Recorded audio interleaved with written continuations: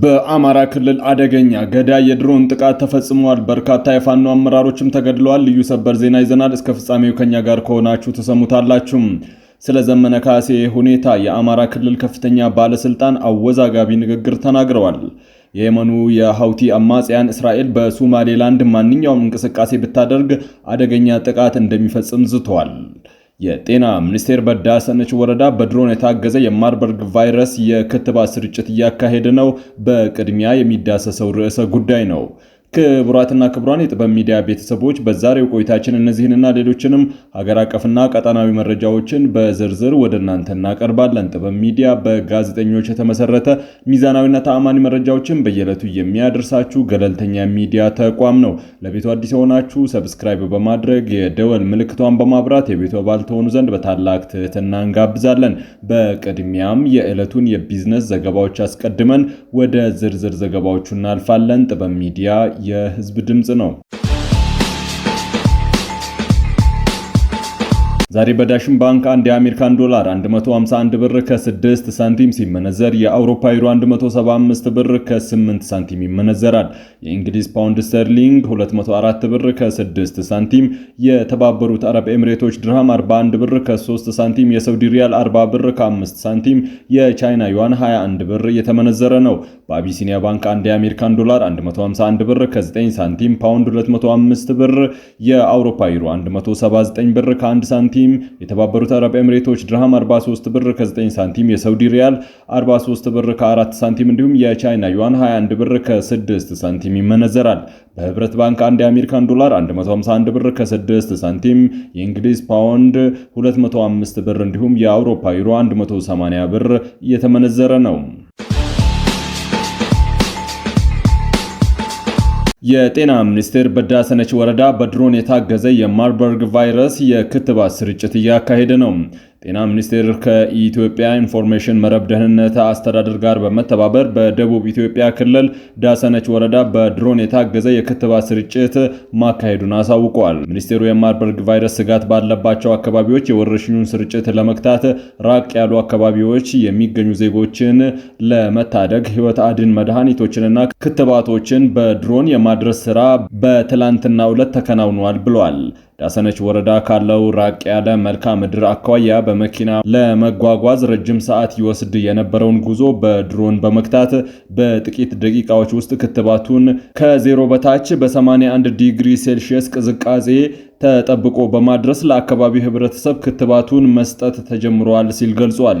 ይህ ተግባር የጤና ሚኒስቴርና የኢትዮጵያ መድኃኒት አቅርቦት ኤጀንሲ የቴክኖሎጂ ውጤቶችን በመጠቀም ወረርሽኝን ቀድሞ የመከላከልና የመቆጣጠር አቅሙን ወደ ላቀ ደረጃ ማሻገሩን በተግባር ያሳየበት ነው ተብሏል። በተጨማሪም ኢትዮጵያ ወረርሽኙን ለመክታት የራሷን የውስጥ አቅምና የቴክኖሎጂ ውጤቶችን መጠቀም መጀመሯን የሚያሳይ ትልቅ ማሳያ ነው ያለው ሚኒስቴሩ በቀጣይ ይህ በድሮን መድኃኒት የማድረስ አገልግሎት ከባለድርሻ አካላት ጋር ተጠናክሮ የሚቀጥል ይሆናል ተብሏል።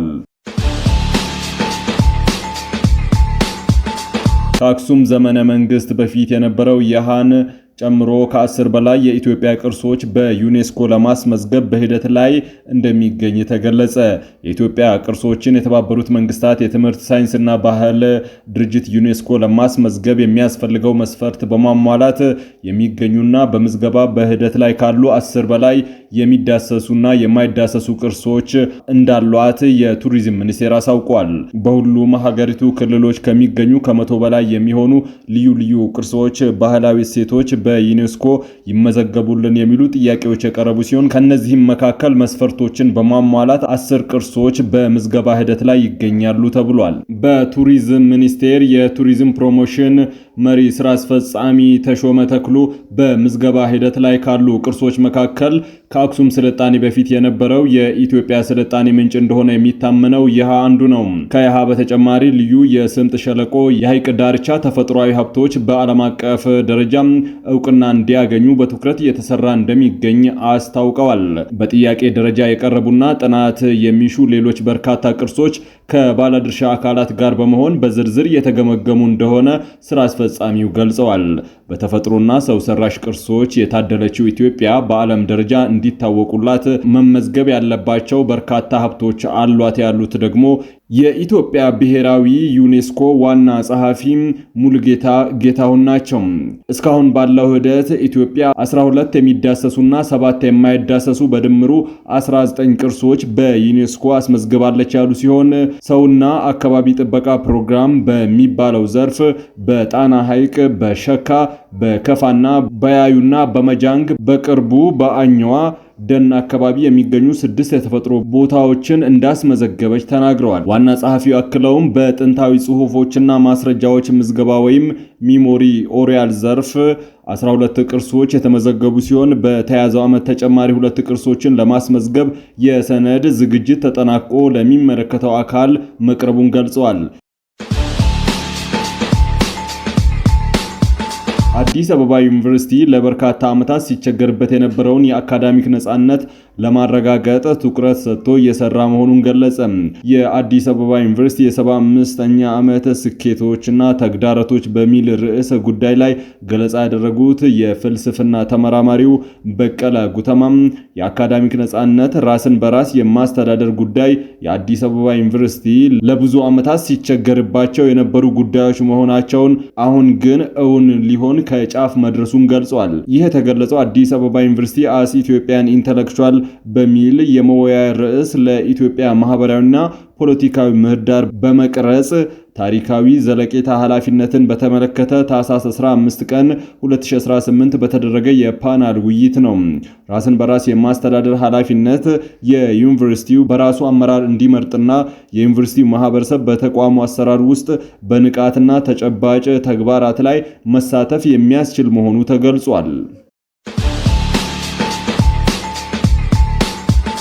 በአማራ ክልል ባለው የጸጥታ ችግር ሁኔታ ተያያዥ ጉዳዮች ላይ ትኩረት ባደረገ አንድ ህዝባዊ ስብሰባ ላይ የተገኙት የክልሉ ምክትል ርዕሰ መስተዳድር አብዱ ሁሴን ስለ ፋኖ መሪ ዘመነ ካሴ የሰጡት አስተያየት በብዙዎች ዘንድ አነጋጋሪ ሆኗል።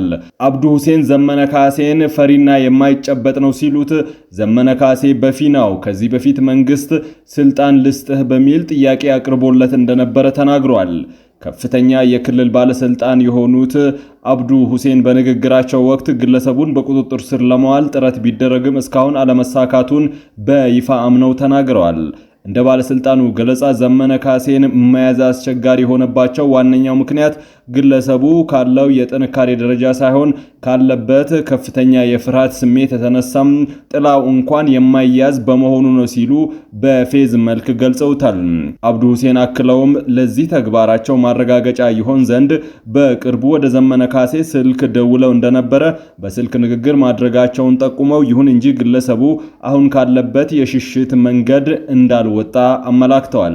ምክትል ርዕሰ መስተዳድሩ በንግግራቸው ወቅት በዘመነ ካሴ የሚመራው የፋኖ ኃይል የፖለቲካ ግብና ዓላማ ላይ ጠንካራ ትችት የተሰነዘሩ ሲሆን ቡድኑ 4 ኪሎ ቤተ መንግስት የመግባት አቅምም ሆነ ፍላጎት የለውም ሲሉ አጣጥለዋል። ዋና አጀንዳቸው ኢሳያስ አፈወርቂን ጎትተው 4 ኪሎ ማስገባት ነው፣ አይሳካላቸውም ሲሉ ተናግረዋል። ይህ የባለስልጣኑ ንግግር በተለይም መያዝ አልቻልንም የሚለው የእምነት ቃልና በጎረቤት ሀገር መሪ ላይ የቀረበው ክስ በማህበራዊ ሚዲያና በፖለቲካ ተንታኞች ዘንድ የተለያዩ ትርጓሜዎች የተሰጡት ይገኛል። በአንድ በኩል የመንግስትን የጸጥታ መዋቅር ድክመት ያሳያል የሚሉ ወገኖች ቢኖሩም በሌላ በኩል ግን ንግግሩ የፋኖ መሪዎችን ሞራል ለመንካት ከውጭ ኃይሎች ጋር ያላቸውን ግንኙነት ለህዝብ ለማጋለጥ የታለመ እንደሆነ እየተናገሩ ነው። በተያያዘ ዜና በሸዋ አካባቢ ሲንቀሳቀስ በነበረው የፋኖ ታጣቂ ኃይል ከፍተኛ አመራር የነበረው ተስፋዬ መካሻን ጨምሮ በርካታ አመራሮች በድሮን ጥቃት መገደላቸው ታውቋል።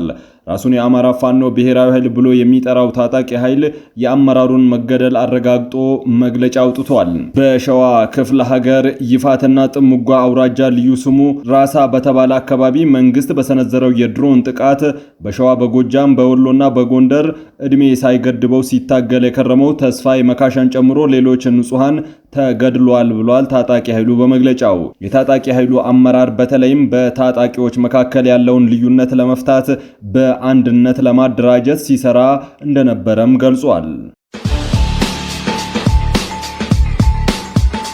የየመኑ ሀውቲ አማጽያን መሪ እስራኤል ወደ ሶማሌላንድ የምትገባ ከሆነ ወታደራዊ ኢላማ እንደሚያጠቃም ማስጠንቀቂያ አስተላለፈ። አማጺ ቡድኑ ባወጣው መግለጫ ለሶማሌላንድ የሀገርነት ዕውቅና የሰጠችው እስራኤል በሶማሌላንድ ውስጥ የምትገኝ ከሆነ እንደ ተገቢው ወታደራዊ ኢላማ በመቁጠር ጥቃት እንደሚፈጽም አስጠንቅቋል። በሶማሌላንድ የሚኖርን ማንኛውም አይነት የእስራኤል እንቅስቃሴ ለወታደራዊ ኃይላችን ስጋት ስለሚሆን እንደ ወታደራዊ ኢላማ አድርገን እንቆጥረዋለን ብለዋል። የቡድኑ መሪ አብዱል ማሊክ አልሃውቲ በሰጡት ጋዜጣዊ መግለጫ የእስራኤል በሶማሌላንድ መገኘት በሶማሊያና የመን እንዲሁም ቀጠናው ደህንነት ስጋት መሆኑን ጠቅሰው አስጠንቅቀዋል። እስራኤል አርብ ዕለት ለሶማሊላንድ ሉዓላዊ የሀገርነት ዕውቅና በመስጠት ቀዳሚ ሀገር ሆናለች። የቡድኑ መሪ በመግለጫው የእስራኤል ውሳኔ ከባድ መዘዝ እንደሚያስከትል አስጠንቅቋል። ለሶማሌላንድ የሰጠችው ዕውቅና በሶማሊያና በዙሪያው ባሉ የአፍሪካ እንዲሁም የየመን እንዲሁም የቀይ ባህርና በቀይ ባህር ዙሪያ ባሉ ሀገራት ላይ ያነጣጠረ ጠባጫሪነት ነው ብሏል። ከ3 አስርት ዓመታት በላይ ዕውቅና ለማግኘት ስትጥር የነበረችው ሶማሌላንድ በኤደን ባህረ ሰላጤ ወሳኝ ስፍራ ላይ ትገኛለች። የቀጠናው ፖለቲካ ተንታኞች ሶማሌላንድ ከእስራኤል ያገኘችው ዕውቅናን ተከትሎ የመን የሚገኙት የሀውቲ ታጣቂዎች በቀላሉ ማጥቃት የሚያስችላትን ወሳኝ ስፍራ በቀይ ባህር ላይ ልታገኝ ትችላለች ሲሉ ተናግረዋል።